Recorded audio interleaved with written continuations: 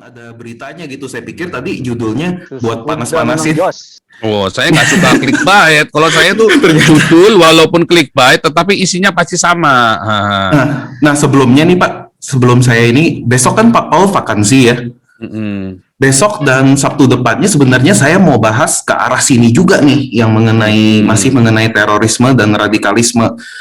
Besok sih saya mau jabarkan di channel Sahabat Tanpa Ragi jam 7.30 malam waktu Jakarta mengenai solusi dan bagaimana manage yang udah terlanjur kepapar gitu, orang-orang radikal dan sebagainya. Minggu depannya lagi pencegahan gitu, saya di seri gitu. Tapi berita ini luar biasa sih karena nanti nyambung ke pembahasan saya besok, emang kebetulan haleluya. Pak Paul dan teman-teman datang lagi ya besok ya. Gila lu, tiap malam minggu lu kencan sama bini orang lu, nggak bener lu. Wah, itu bini orang bro. Wah, ini jadi isu baru ini. Rupanya nih bini orang ini bini orang bro. Lu kencanin terus tiap malam minggu nih, nggak bener lu. Gawat nih Bapak. Ya, tapi mengenai yang topik ini ya Pak ya, yang saya bisa bilang begini Pak hari ini ternyata berdasarkan yang saya udah riset selama ini untuk materi saya dan sebagainya, ternyata taktik seperti yang ini udah banyak dipakai di mana-mana Pak, bukan di tanah air aja, bahkan di luar tanah air pun persis perkembangannya kayak gini-gini, yang begini-begini ini yang mengenai radikalisme dan segala macam gitu loh. Ada upaya-upaya buat mengasingkan target-target audiensnya tuh dari bahasa negara tersebut dan budaya negara tersebut, lebih tepatnya diasingkan dari bahasa sama ideologi pemersatu bangsa seperti bahasa Indonesia dan Pancasila ini gitu. Nanti besok deh saya jelasin lebih ini. Dan ini upaya ini dilakukan melalui susupan-susupan di sistem pemerintahan eselon tertinggi bahkan gitu. Nah, yang saya bisa bilang, kalau nggak ada respons yang memadai mengenai ini ya, ini perkembangan yang sangat mengkhawatirkan sebenarnya Pak ya. Berita ini bahkan langsung mengikuti berita yang kemarin ada salah satu tokoh YouTube yang baru aja dilaporin kan, yang agak ramai itu. Jadi perkembangannya kok makin lama makin ini gitu loh. Dan yang tadi Pak Paul barusan bilang benar Pak, yang sempat sebut dan saya juga sebut, Kristen berseteru, khilafah yang bersorak. Yang bikin pusing juga Kristen lawan Kristen debat, tapi kok di channel sebelah moderatornya sebelah, itu yang saya sampai sekarang nggak habis pikir gitu loh. Lucu banget gitu. Ya, dan yang terakhir nih, bagus sih Pak Paul menyuarakan gini, karena Pak Paul bilang kalau nggak ada yang suarakan berarti kan dianggap nggak ada masalah. Iya. Dan saya pribadi juga tahu mengenai berita ini dari sini gitu loh. Dari begitu mulai live ini saya baru tahu, kalau nggak saya nggak tahu mengenai ini. Jadi ya mantap sekali sih bisa tersuarakan di sini gitu. Ya, dan sekarang mungkin Pak Raja Uti, Pak Nabi Batak maksud saya, bisa jelaskan lebih jauh mengenai ini ke kita deh. Ya, terima kasih Pak Paul. Kita bacain dulu, saya bacain dulu beritanya, nanti biar Nabi Batak menyuarakan suara kenabian ya. Nah, ini saya bacain dulu nih, biar saya gubrak-gubrak dulu. Kalau Nabi Batak nanti nggak boleh, yang boleh gubrak-gubrak cuma saya di sini. Yang kebal hukum cuma saya soalnya. Sebentar ya. Pancasila lagi, aduh, Pancasila emang Pancasila hilang di PP 57 2021. Ini baru kemarin loh, 15 April 2021 ya. Ini mana kalian penganut tari-tarian ngerti? Nggak ngerti lah, kalian cuma cari duit aja kok di YouTube kok, cuma cari subscriber sama cari monetasi doang kok. Kalian nggak mikir nanti kamu besok udah jadi khilafah, kepala lu hilang, bini lu diperkosa sama Habib Rizik dan teman-temannya. Nggak ngerti lah begini kalian, Pancasila. Lu nanti bukan Pancasila lagi, nanti nggak ada orang bilang Pancasila, Pancagila lu bilang kan begitu, nanti nggak bilang Pancasila lagi lo. Nggak ada Pancasila lagi kalau udah hilang, kalau artinya Pancagila nanti, ya. Aduh, ini anugerah dari Tuhan. Ya, kalau kamu tidak rawat ini, ya, hei kalian para tari-tarian, kalau kamu tidak peduli dengan ini, ya, wah ngeri kalian itu. Nasibmu di Pancagila kau nanti. Ini siapa nih yang ngomong ini? Nggak tahu dah siapa, ada gantung juga kagak. Lihat ya. Ironi kembali terjadi di saat para elit Trinitas, Unitarian, dan Wanes serta Sasiova gemar berteriak saya Pancasila. Tetapi di sisi lain mereka entah dengan sadar, setengah sadar atau tak sadar, atau belaga gila, ya kan, justru mengeluarkan peraturan teramat penting di sektor pendidikan, menghilangkan mata pelajaran Pancagila Ini dapat kita lihat dan cermati dalam peraturan PP 57 tahun 2021 tentang standar nasional pendidikan yang ditandatangani oleh Presiden Jokowi pada 30 Maret 2021 dan diundangkan mulai berlaku pada 31 Maret 2021. Dalam PP 57 2021 ini di bab 1 ketentuan umum di pasal 1 ayat 2 jelas mengatakan bahwa standar nasional pendidikan adalah kriteria minimal tentang sistem pendidikan di seluruh wilayah hukum negara Khilafah Republik Indonesia. Ketika dalam batas dan konteks minimal pun Pancasila tidak disebutkan secara eksplisit dalam menetapkan kurikulum pelajaran seperti dicantumkan dalam pasal 40 dalam PP 57 2021. Tentu ini memunculkan pertanyaan dan keheranan bagi kita, bagaimana bisa ketidakkonsistenan apa yang dikampanyekan dan diucapkan saya Pancasila tidak linear dengan tindakan dalam pembuat aturan. Penghilangan tanpa tersengaja dari awal. Konsideran menimbang PP 57 2021 tidak memuat dan merujuk sama sekali UU 12 tahun 2012 tentang pendidikan tinggi, tetapi hanya merujuk UU 20 2003 tentang sistem pendidikan nasional.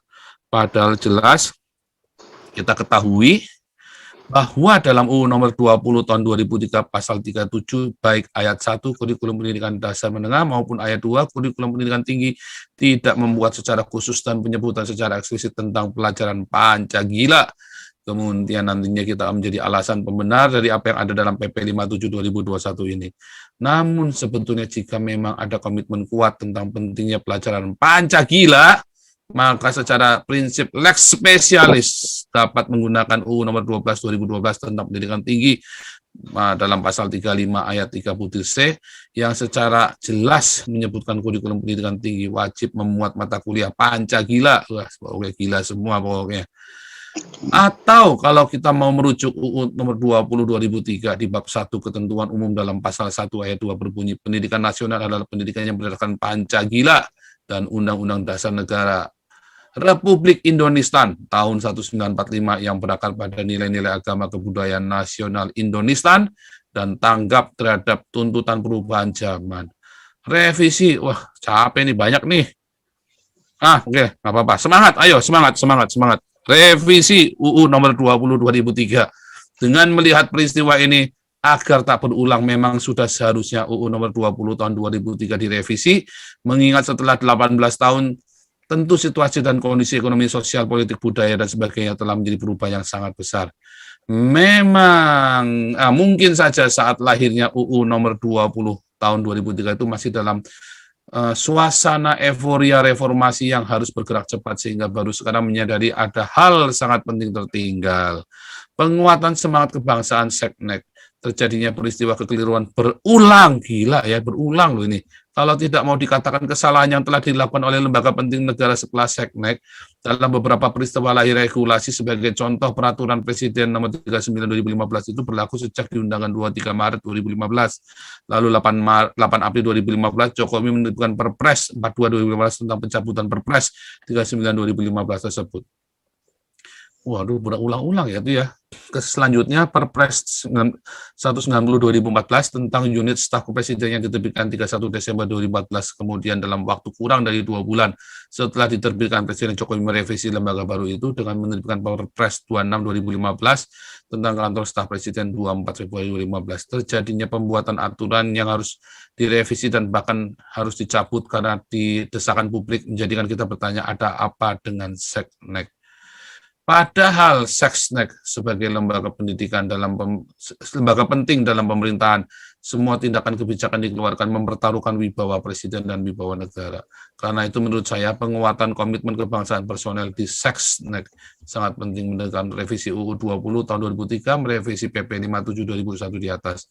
Mungkin ini peluang terakhir merevisi sebuah PP atau Perpres di era pemerintahan Jokowi yang tinggal 3 tahun lagi untuk sebuah tindakan perbaikan. Tidak ada kata segan dan sungkan, yang dibutuhkan adalah tindakan perbaikan. Seperti dalam pepatah Melayu, kalau sesat di ujung jalan, mengapa tidak kembali ke tari-tarian?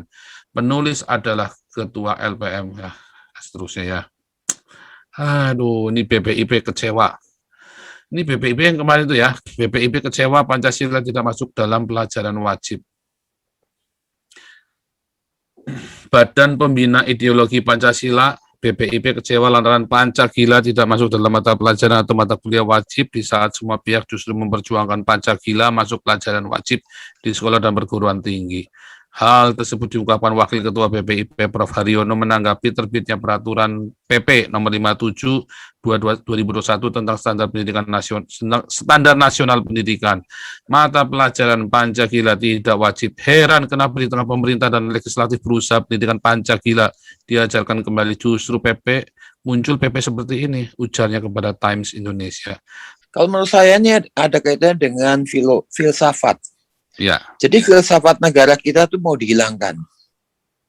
Ya. Kenapa? Karena memang yang mau menghilangkan tuh tidak paham filsafat. Saya mau tanya, di Arab ada filsafat nggak? Nggak ada, Pak. Yang ada agama. Agama. Ya. Jadi negara-negara yang filsafatnya tinggi itu cenderung justru malah maju dan toleran terhadap semua. Karena mereka sudah memahami kemanusiaan yang sesungguhnya. Jadi mereka menganggap manusia itu adalah satu entitas yang wajib juga diajak berteman, begitu. Beda dengan filsafat abal-abal itu yang sebenarnya nggak ada filsafatnya, gitu loh. Karena semua ditarik ke dalam agama. Filsafat beda loh dengan agama, itu beda sekali. Ya, filsafat itu lebih ke arah pemahaman terhadap alam. Ya, jadi kalau kita mempertentangkan antara dogma dengan filsafat itu jauh sekali, itu bertentangan kadang-kadang. Nah, di kita itu memang mau dihilangkan. Coba perhatikan, budaya Pakistan sekarang masih ada nggak? Budaya Afghanistan, budaya Kashmir, budaya Somalia, udah nggak ada, Pak, hilang. Mereka sudah tercabut dari akarnya. Nah, menjadi bangsa yang meraba-raba, itu yang paling gampang diisi.